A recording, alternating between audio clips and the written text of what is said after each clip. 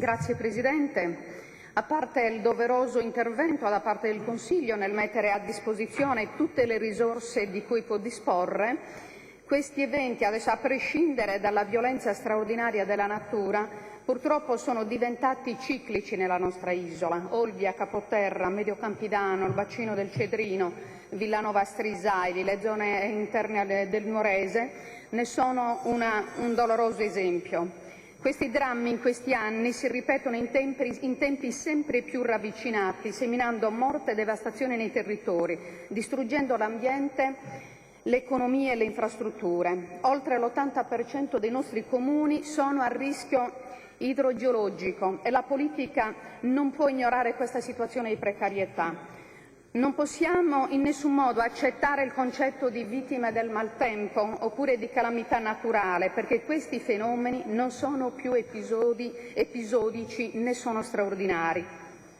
L'Ordine dei geologi, in particolar modo quelli che hanno curato il piano stralcio per l'assetto idrogeologico, è da tempo che criticano le politiche locali nei territori oggi colpiti da questo dramma, che lamentano come il piano idrogeologico imponesse dei vincoli allo sviluppo dei loro territori. Lo sviluppo dei territori senza l'armonia con l'ambiente degenera e contribuisce a esporre sempre più le collettività a lutti e a disastri.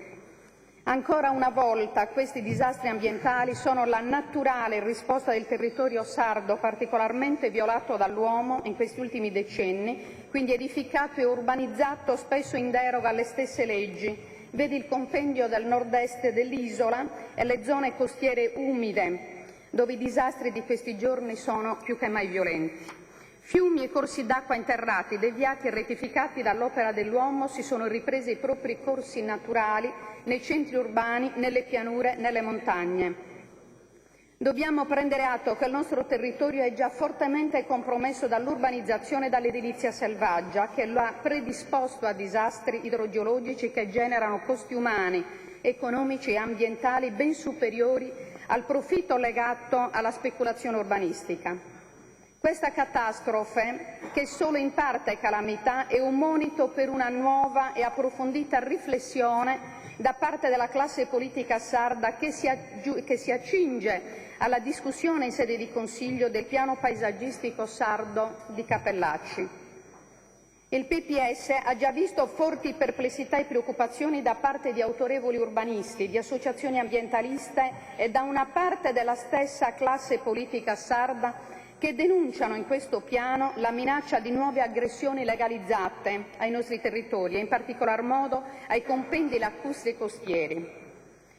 Una classe politica responsabile di fronte a tali situazioni deve chiedersi se al di fuori dell'abnegazione dei singoli sia stato fatto tutto il possibile per intervenire nei tempi dovuti nel soccorso alle popolazioni.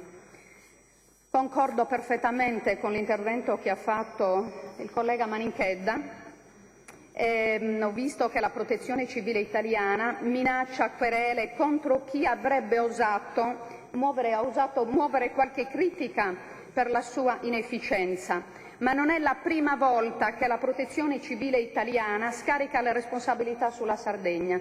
È già avvenuto 2 stati fa, a proposito degli incendi gravissimi che c'erano stati, per cui la Protezione Civile italiana scaricava le responsabilità sull'assessorato all'ambiente che pare che non fosse intervenuto tempestivamente e viceversa. In quell'occasione io feci anche un'interrogazione a cui non è mai stata data alcuna risposta, perché il nostro assessorato si sarebbe dovuto costituire parte civile contro la protezione civile dello Stato italiano, cosa che non è mai avvenuta. Per cui a ognuno il suo.